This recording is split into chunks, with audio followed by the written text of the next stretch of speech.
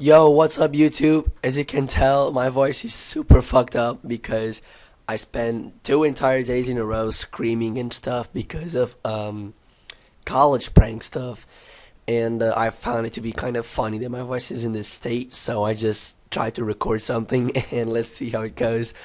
Anyway, I'm using one of my most recent teams I've been working on. It's basically um, three setup sweepers, as you can see right there. We've got Durant, Lilligan, and Omastar.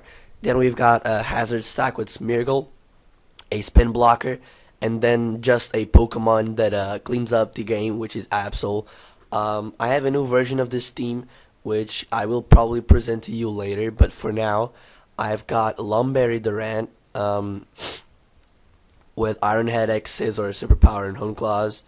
I've got a Life Orb Quiver Dance with Giga Drain Lilligan. I've got I think this is White Herb Almost Star, don't quote me on that, with Shell Smash, Surf, Ice Beam, HP Grass. Then I've got Smeargle with probably Magic Coat or Taunt, I don't quite remember what the last move is. Then I've got a standard Life Orb Absol 4 attacks with Sucker Punch, Night Slash, Fire Blast, and Superpower. And then I've got a Subsplit Rotom. Now, of all these 6 Pokemon, only really Rotom just sticks with the same moveset and the same original form.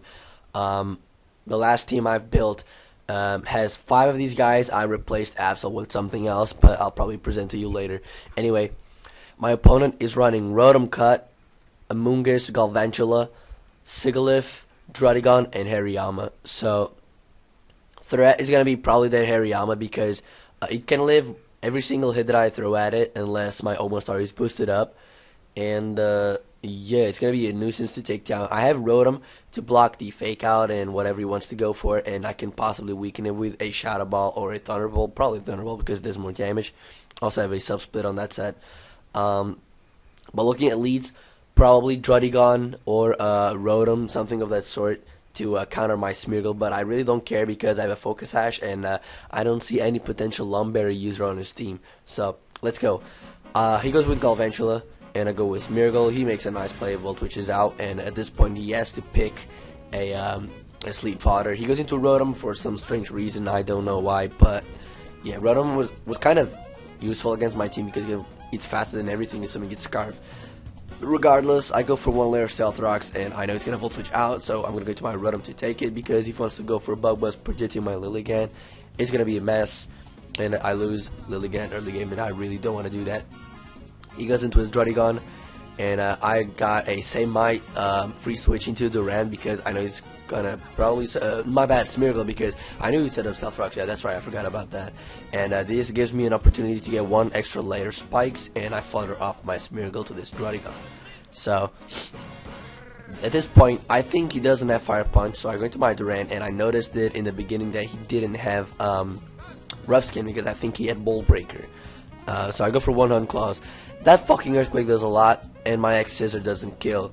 So I'm back. I'm with 2% HP, and at this point we're gonna have a very, very nice mind game here, because I think he does have Sucker Punch, and he's not expecting me to predict that. So what I'm gonna do is Hone Claws and scout for the Sucker Punch, and let's see what he goes for. He does show the Sucker Punch right here. So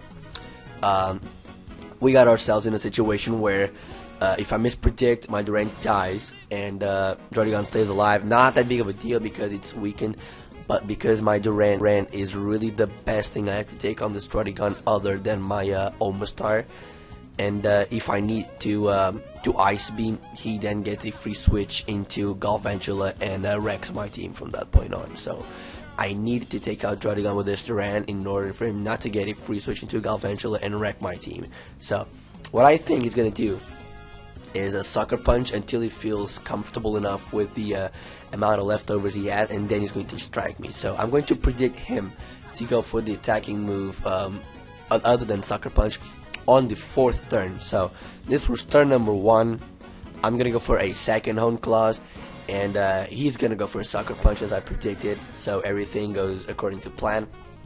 Next turn, I'm going to Hone Claws again, as he does go for a 3rd Sucker Punch.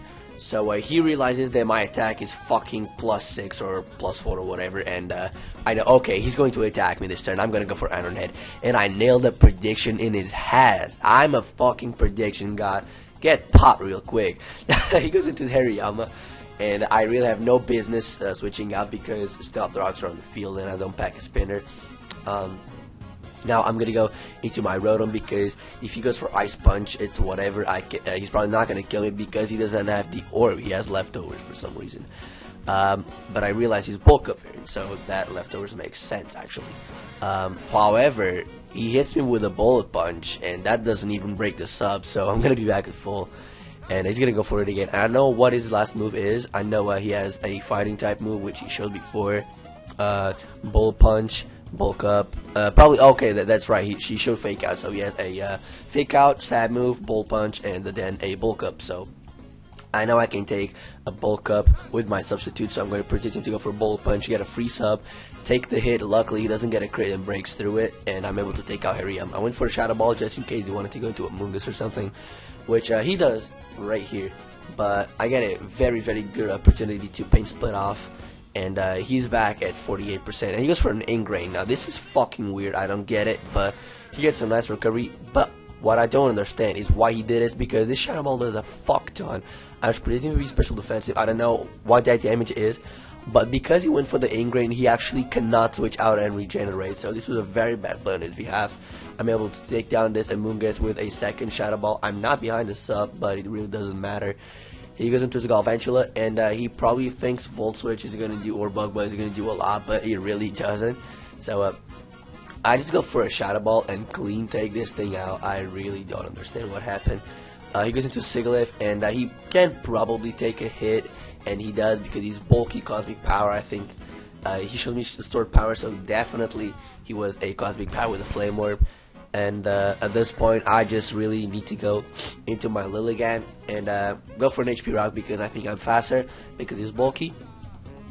And his last Pokemon is going to be that Rotom Cut, which is asleep. So I know he's Scarf, therefore I'm going to Quiver Dance so that I'm faster even if he wakes up and tricks me or something like that. Some weird shit. I go for a Giga Drain to get some HP back because he might get a crit. I've got fucked up before, and he tricks me, which is probably the better play he could have done, predicting me to boost. But either way, I was faster, so he could not have locked me into any move. I take out this Rotom with an HP Rock. Crit didn't matter, and this was a very fun game, especially that Druddigon versus the Rampart, which actually clinched the game from my side. Anyway, I hope you all enjoyed this messed up narration, and I'll see you all later. Peace.